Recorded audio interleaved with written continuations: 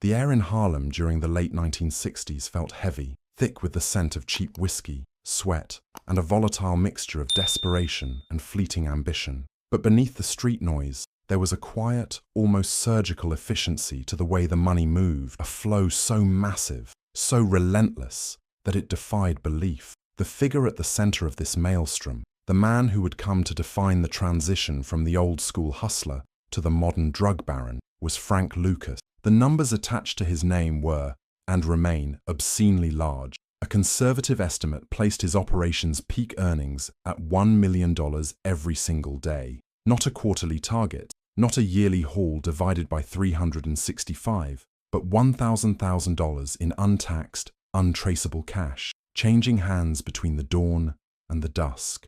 This staggering level of wealth was not an inheritance, nor was it the accidental fortune of a lucky street deal. It was the calculated result of a logistical masterstroke executed in the vacuum created by the sudden, undignified demise of the only man who had ever truly commanded Lucas's respect, Ellsworth Bumpy Johnson. When Bumpy died, slumped over a counter in Wells' restaurant, a cardiac event claiming the self-styled philosopher king of Harlem in 1968, the entire edifice of organized crime in New York City shuddered. It was the exact, crucial fissure in time that Frank Lucas had unknowingly been preparing for his entire adult life. Lucas was not Bumpy's heir apparent in the traditional sense.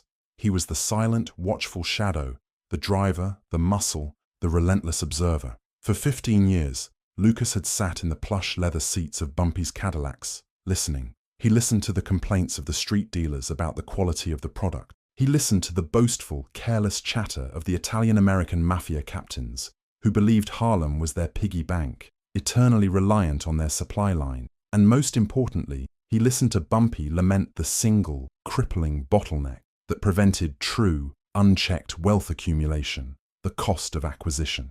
To understand how Lucas made $1 million daily, one must first understand the economics of the American heroin trade prior to 1968, a system built entirely on inefficiency and greed, known broadly as the French Connection. At this time, the 5 families of New York City, through their connections in Corsica and Marseille, controlled the pipeline. They moved raw opium from the Middle East and Southeast Asia, processed it into heroin base in covert labs in France, and then shipped it across the Atlantic, hidden in everything from luxury cars to diplomatic pouches.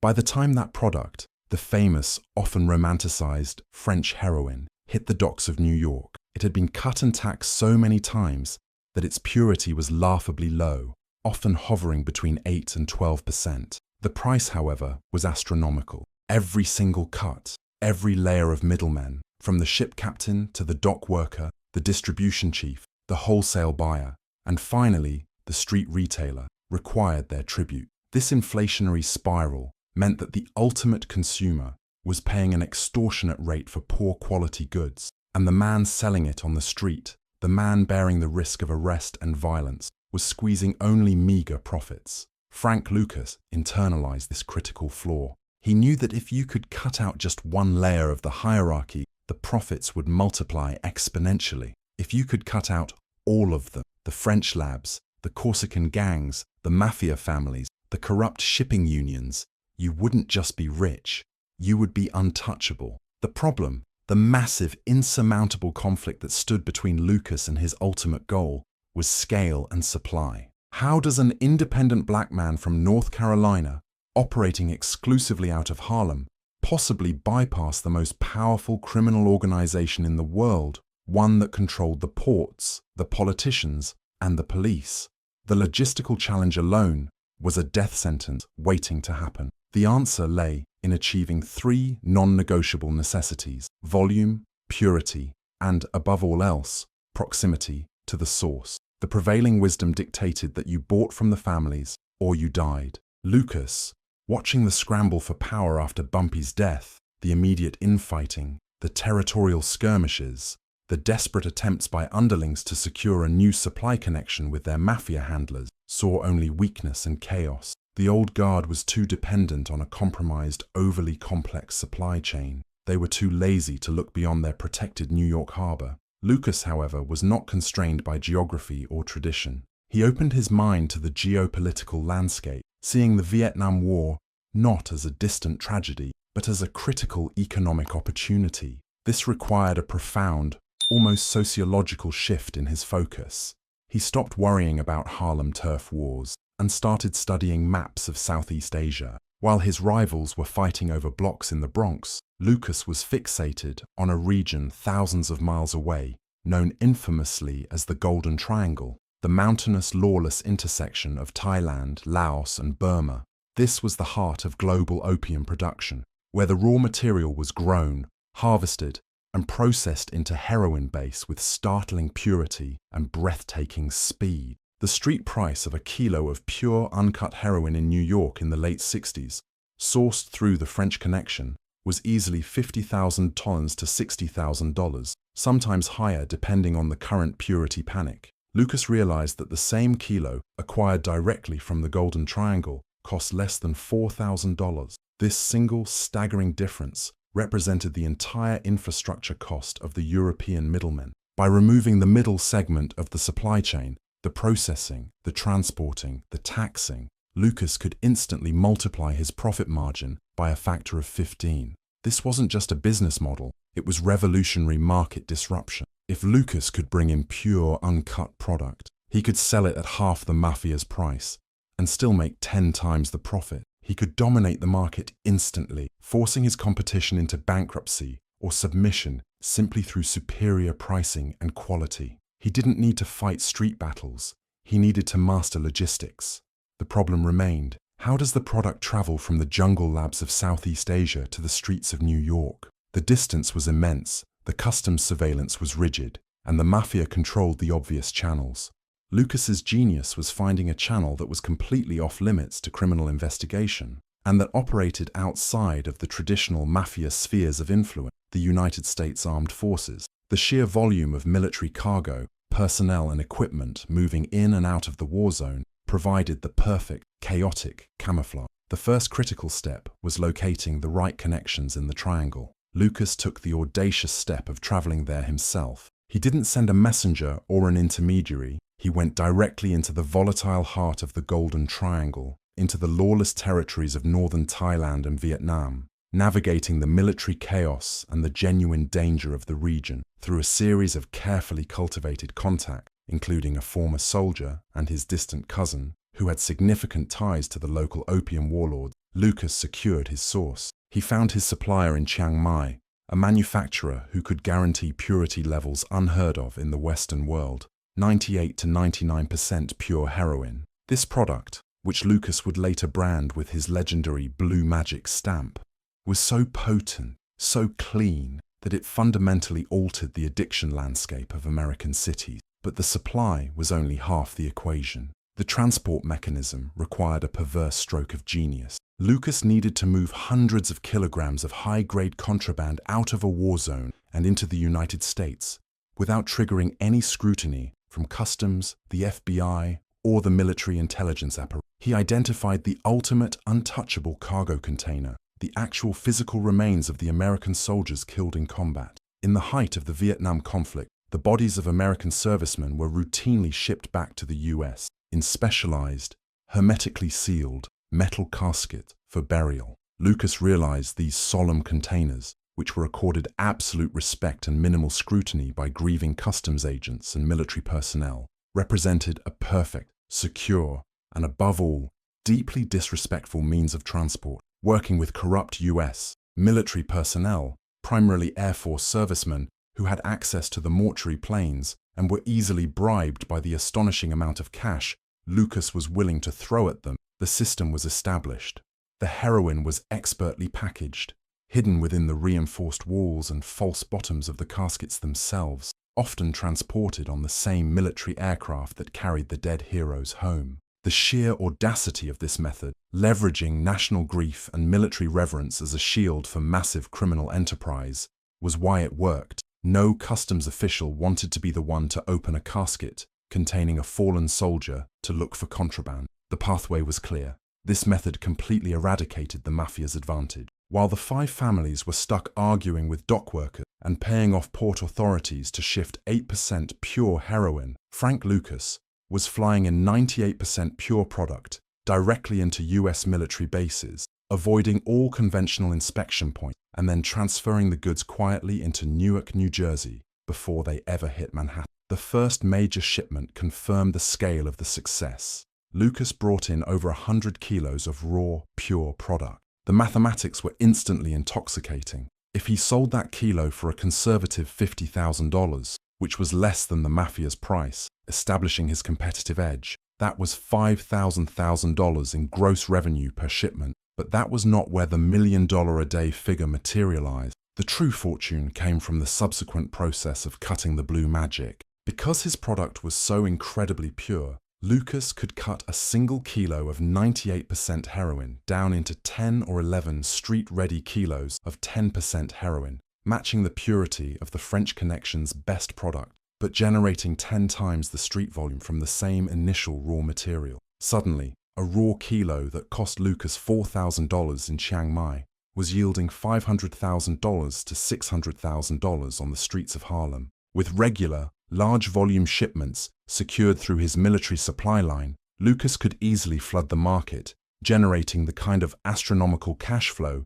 that quickly surpassed the earnings of all the established families combined. He wasn't just competing with the mafia, he was rendering their entire business model obsolete, moving so much product that he could turn over $7 million in cash in a single week. This systematic geopolitical strategy, built on the foundations of observed weakness in Bumpy Johnson's final years and executed with the chilling precision of exploiting the nation's wartime sorrow, is exactly how Frank Lucas began his reign. It was the moment he transitioned from Bumpy's driver to the undisputed, albeit short-lived king of the Harlem underworld, a logistical genius with a multi-million-dollar inventory moving under the cover of the American flag. The streets ran red, not just with blood, but with the flow of pure, cheap dope. But how did Lucas manage the operational security for such a high-risk enterprise, distributing such vast quantities of product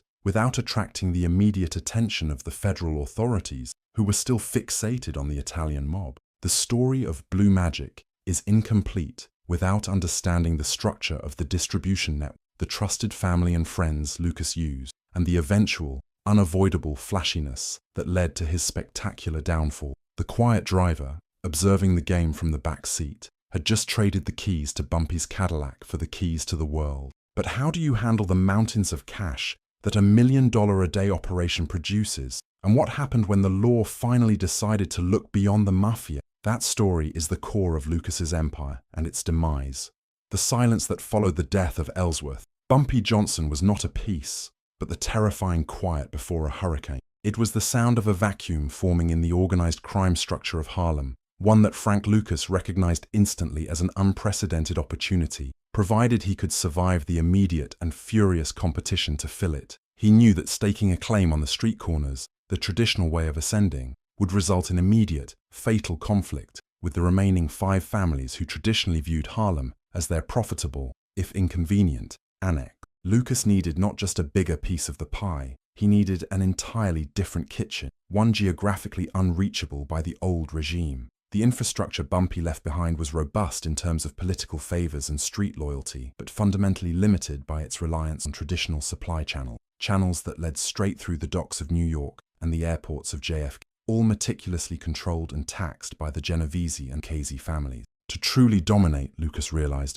he couldn't merely be a better distributor, he had to be the source. He needed to eliminate every single layer of middle management, every single taxing authority, every single mandatory markup that stood between the poppy fields and the veins of Harlem. The solution was radical, audacious, and frankly, bordered on suicidal. He would bypass America entirely and forge a direct line to the purest source in the world, the Golden Triangle, via Southeast Asia. This required a profound shift in mindset, transitioning from a street tactician to an international logistics specialist, dealing not in blocks, but in continents. The year was 1968. The war in Vietnam was raging, and the American military machine was consuming itself, churning through young men and resources at an alarming rate. It was a chaotic, disorganized system of massive transport and minimal oversight, a system tailor-made for exploitation. by someone ruthless enough to see opportunity in devastation. Lucas's genius lay in his discovery of the perfect, albeit monstrously morbid, conduit. Through family connections, he located a cousin, a military sergeant named Nathan "Nate" Price, stationed in Bangkok, Thailand, overseeing maintenance and logistical transport for U.S. Air Force C-130 transports that shuttled regularly between military bases in Southeast Asia and key receiving posts back home, primarily near bases like Fort Bragg and other installations across the eastern seaboard. Nate was already navigating a morally compromised landscape, surrounded by endemic corruption, black market dealings, and the general moral decay that grips soldiers far from home and command structure. He was susceptible, greedy, and, crucially, had unfettered access to the logistics chain. The initial approach was cautious. Lucas flew to Bangkok, navigating the suffocating heat and the pervasive stench of sweat and diesel fuel, to meet Nate in the relative squalor of a military-adjacent bar. Lucas didn't ask Nate to break the law. He proposed restructuring reality for him. He detailed the potential payoff, a life of unimaginable wealth, enough to secure generations, far exceeding the petty scams and meager military pay Nate received. The proposition was simple. Lucas would secure the purest heroin, straight from the Hmong producers, deep in the Golden Triangle, specifically the remote areas of Burma and Laos, avoiding the lower-grade Thai product. Nate's job was solely to ensure its safe passage onto the plains and its silent removal upon landing in the United States. This access to the source was the second critical component of Lucas's future empire: purity. The standard heroin available in Harlem at the time, having traveled through multiple mafia hands, was typically cut down to 5 to 10% purity by the time it hit the street, often laced with quinine, sugar, or even household cleaning agents. Lucas's product, sourced directly and minimally processed, boasted a stunning, nearly untouched 98 to 100% purity. He dubbed this superior, chemically pristine product Blue Magic. This brand name was not just marketing, it was a business strategy that allowed him to shatter the market. By buying wholesale at the source and avoiding the mafia's taxing structure entirely, Lucas could sell his 98% pure product at the street price of the mafia's 5% product. This meant customers were getting 10 times the intensity for the same price. The streets of Harlem were instantly captivated, addiction rates soared, and demand became insatiable. Lucas did not just compete, he rendered the competition obsolete overnight, effectively establishing a monopoly based purely on chemical superiority and disruptive supply chain management. But scaling this operation presented terrifying logistical challenges. Heroin, especially in the volume Lucas required, is heavy. Transporting it via military air required a method that could evade meticulous US customs inspections, even if conducted by bribed personnel, and more importantly, evade the suspicion of thousands of military personnel involved in loading and unloading cargo. The sheer volume necessary to sustain the $1,000,000-a-day machine meant moving hundreds of kilos per month, not just small packages. This led to the horrifying, ingenious solution that has become the darkest part of the Frank Lucas legend, utilizing the repatriation process of American soldiers killed in action. The system was horrifyingly simple and utterly protected by military protocol and the sanctity of death. Casualties were numerous, and their transfer home was rapid and somber, designed to be swift and respectful, usually minimizing scrutiny. Lucas, through Nate, began exploiting this somber necessity. The specifics of the mechanism were handled with clinical detachment. Nate and his small, corrupt clique, a maintenance crew chief, a couple of cargo loaders, and a mortuary affairs specialist, would acquire specially constructed false-bottomed caskets, or, alternatively, strategically gut the coffins or the pallets for transporting the personal effects of the deceased. Initially, the sheer psychological horror of the method served as its own protection. No honest agent would dare open a coffin. The drug was packed tightly into these false compartments, often insulated with military-grade plastic to mask the scent from potential K9 units. Though the purity of the Golden Triangle dope often had a uniquely low odor profile compared to its Mexican or Turkish counterpart, the sheer weight of 200 kilograms of heroin, approximately 440 pounds, required meticulous calculation to distribute the load across multiple flights and multiple storage points within the cargo manifest, to avoid suspicion based on weight anomaly. This was a sophisticated operation hidden inside a logistical nightmare. As the cash began to flow, and flow it did, in a torrent that defied comprehension, Lucas needed to continually widen the corruption net. Nate's small clique was insufficient. Lucas began to invest heavily, not just in soldiers, but in the entire infrastructure surrounding the bases. Air traffic controllers who could fudge manifest entry, logistics officers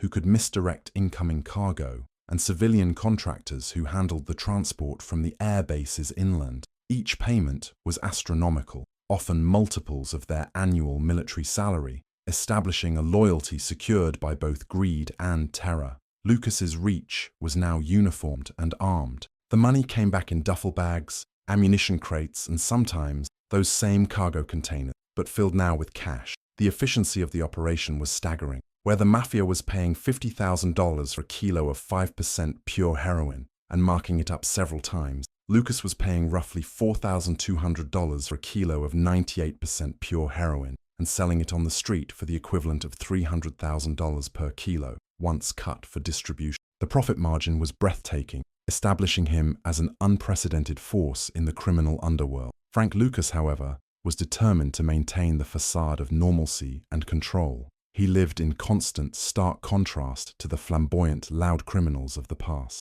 He dressed conservatively, opting for unassuming leather jacket and fedoras over flashy suits, maintaining a quiet demeanor that belied the roaring engine of death. He established a network of trusted cousins and North Carolina associates, the country boy, who prioritized loyalty and discretion over street experience, ensuring that his operation remained tight-knit and almost hermetically sealed from external penetration, whether from rival gangs or law enforcement. The operation reached a critical, pivotal moment in 1971. The financial intake accelerated past critical mass. Lucas had perfected the supply chain to the point of predictability. A typical shipment involved 3 to 4 trips a month, each bringing back hundreds of pounds. The street distribution was so efficient, utilizing a highly organized, almost corporate structure of regional managers, cutters, and street dealers, that the product was moved almost as fast as it landed. The demand created by Blue Magic was self-sustaining, leading to a point where Lucas wasn't just managing the drug trade, he was controlling the social economy of addiction in entire sections of the Eastern Seaboard. It was during a late-night accounting session, surrounded by laundry baskets and trash cans overflowing with unmarked used bills, 5s, 10s, 20s, all reeking faintly of the military bases and the damp paper of the bank bags, that the staggering reality hit him. After calculating the weekly intake, the operational costs, which were minor compared to the revenue, and the massive salaries paid to his overseas contact, Frank Lucas realized he was consistently generating a net income exceeding $7 million per week. That translated, conservatively, to over $1 million a day flowing into his coffers. This profound realization was not exhilarating, it was chilling.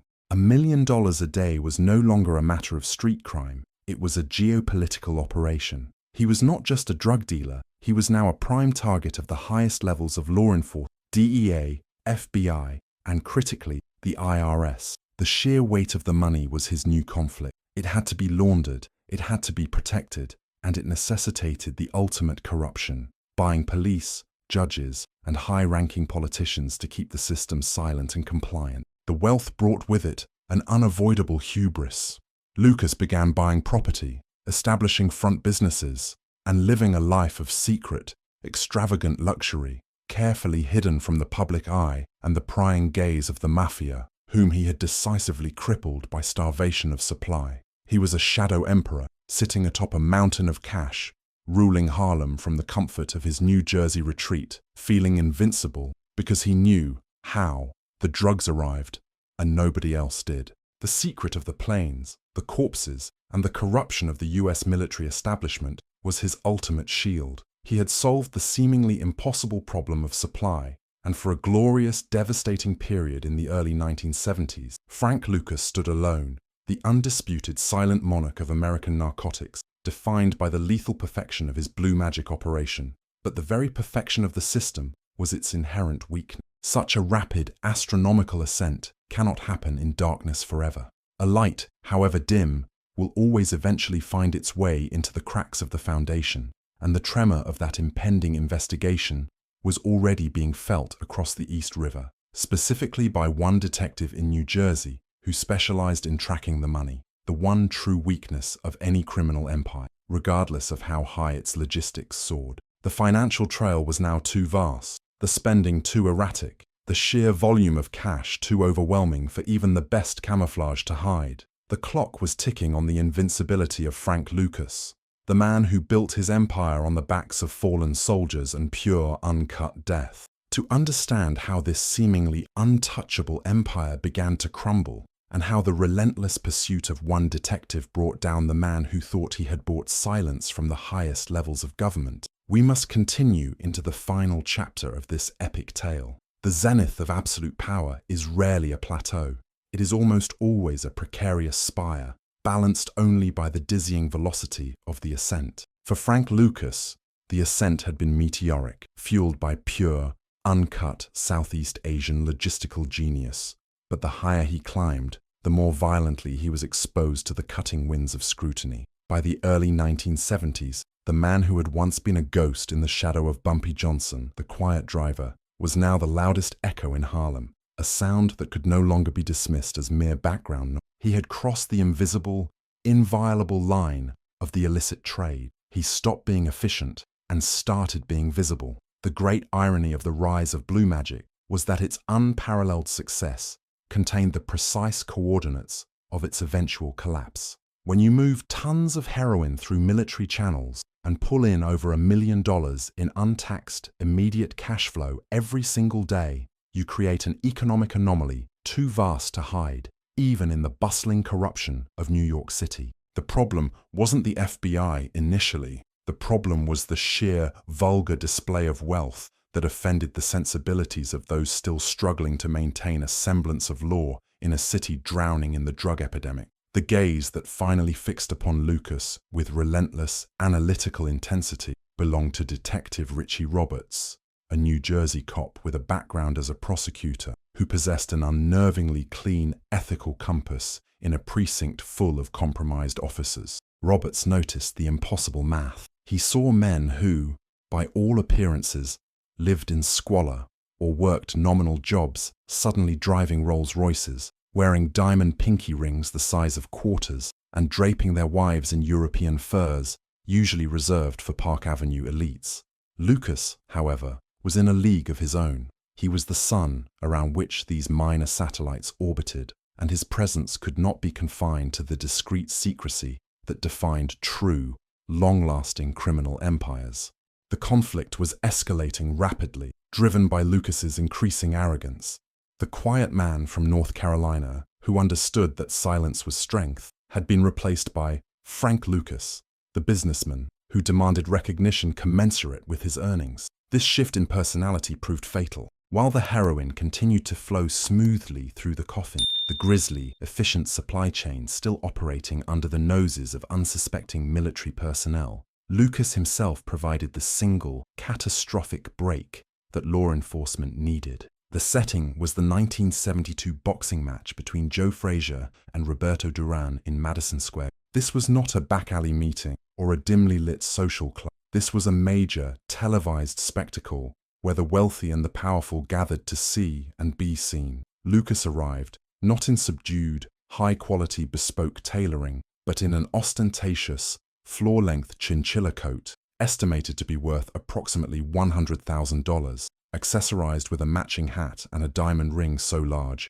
it was nicknamed The Rock. He sat ringside, enjoying the celebrity status his ill-gotten gains had bought him. This single moment, this brazen act of public ego, was captured on film and etched into the memory of Roberts and his newly formed federal task force, an organization dedicated to tracking major narcotics distributors. The coat, the blatant wealth, the refusal to remain invisible, it was a beacon, signaling to every law enforcement official that the man wearing it was not just a player, he was the head of the entire organization, and he believed himself untouchable. This display was the definitive turning point, transforming Lucas from an investigative target into a fixation. The open loop surrounding the Vietnam connection began to tighten. Roberts and his team realized that Lucas was not relying on the traditional mafia connection through the French pipeline. They had to follow the money and, more crucially, the logistic. The investigation became an intricate web of backtracking military shipping manifests.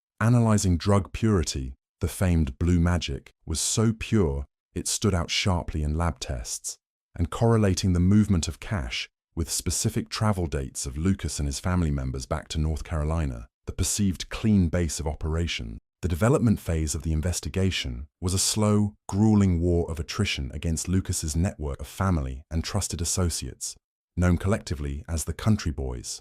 Lucas had intentionally surrounded himself with men who had little connection to the established New York underworld, believing this isolation protected them from the standard surveillance techniques and informants.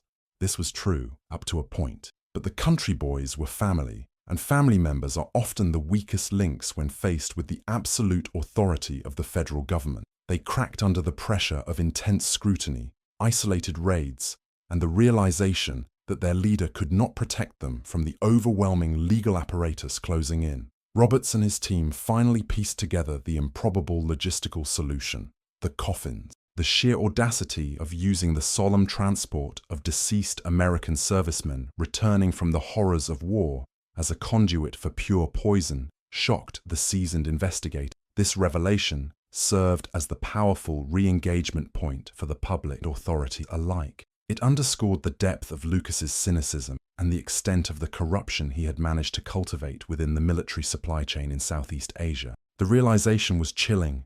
Every gram of blue magic that flooded the streets of Harlem and beyond had made a final, gruesome journey, wrapped in the protective sanctity of a flag-draped box, a final, horrifying tribute to betrayal. The investigation moved beyond surveillance and into aggressive intervention. They found the holes in the network, the couriers, the safe houses, and critically, the money laundering mechanisms, which proved surprisingly crude despite the sophisticated import operation. Lucas often kept the cash in suitcases and boxes, relying on sheer quantity rather than complex offshore accounts, which simplified the seizure process when the moment arrived. The climax arrived in January 1975. The coordinated raids were monumental, hitting multiple locations simultaneously: New York City, New Jersey, Puerto Rico, where Lucas and his wife Juliana were residing in a luxury residence, and North Carolina. The scale of the operation dismantled that day was staggering. Federal agents seized over $500,000 in cash hidden in a false-bottomed dog kennel in Lucas's Puerto Rican home,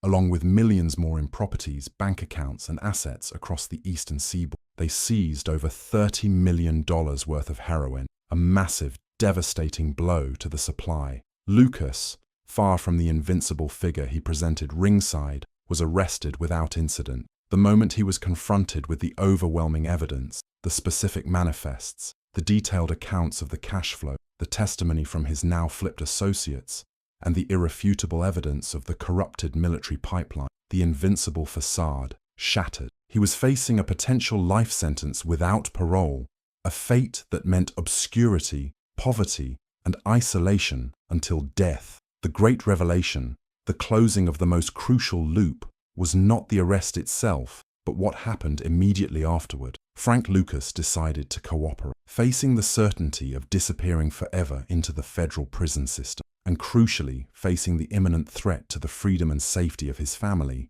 Lucas chose survival. He leveraged the depth of his knowledge, the knowledge gained by being the quiet driver for Bumpy, and then the most powerful kingpin in New York, against his sentence. Lucas's cooperation was unprecedented and devastating, not just to the drug trade, but to the pillars of law enforcement itself. He didn't just name rival dealers, he named the corrupt police officers who had protected, who had facilitated his rise, and who had taken massive bribes to turn a blind eye to the flow of blue magic. He provided detailed testimony that led to the convictions of over 50 members of the NYPD's Special Investigations Unit, the very unit tasked with investigating narcotics. Lucas effectively decapitated an entire wing of police corruption in New York City, turning the system on itself. His testimony was so powerful and so damaging that he and his family had to be immediately placed into the Federal Witness Protection Program for a period. The conclusion of Lucas's story is steeped in irony and complication. Initially, due to his cooperation, his 70-year sentence was drastically reduced to 5 years. Richie Roberts, the prosecutor whose relentless pursuit brought Lucas down, became his handler and later a crucial factor in maintaining his reduced sentence, embodying the strange symbiotic relationship that often develops between the hunter and the hunted in these epic criminal sagas. But the final payoff was not a clean slate. After his release in 1981, Lucas proved that the hustle was in his blood. The lure of the street life was too strong to resist, even after the terrifying experience of the raid and the subsequent cooperation. In 1984, he was arrested again, this time for attempting to buy an ounce of heroin and 5 kilograms of cocaine from an undercover police officer in North Carolina. This lapse in judgment landed him back in prison for another 7 years, confirming the tragic pattern of self-destruction that defines so many criminal titans. Frank Lucas,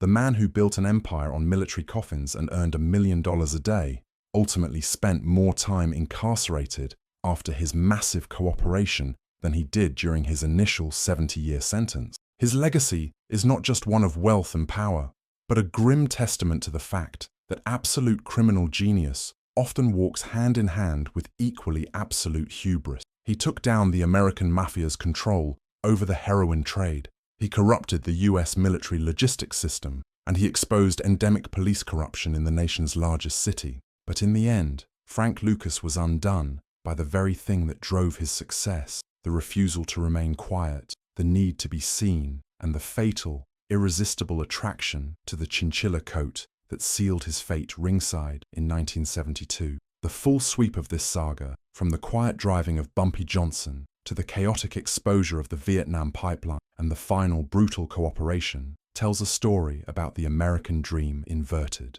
It is a detailed map of ambition unbound, where efficiency in logistics and ruthlessness in execution could, for a fleeting moment, place one man above the law, capable of manipulating global supply chains for personal profit. This is the definitive end of the Frank Lucas saga, the spectacular height, the devastating fall, and the lasting, complicated legacy of the man who defined the era of the $1 million a day drug kingpin. If you have been following the thread of this monumental criminal history, you understand now that the real narrative isn't just about the money, but about the specific, meticulous details of logistics, betrayal, and the single blinding mistake of pride that brought the whole structure crashing down. Consider the full scope of this story and decide for yourself what lesson remains: the power of ambition or the certainty of the reckoning.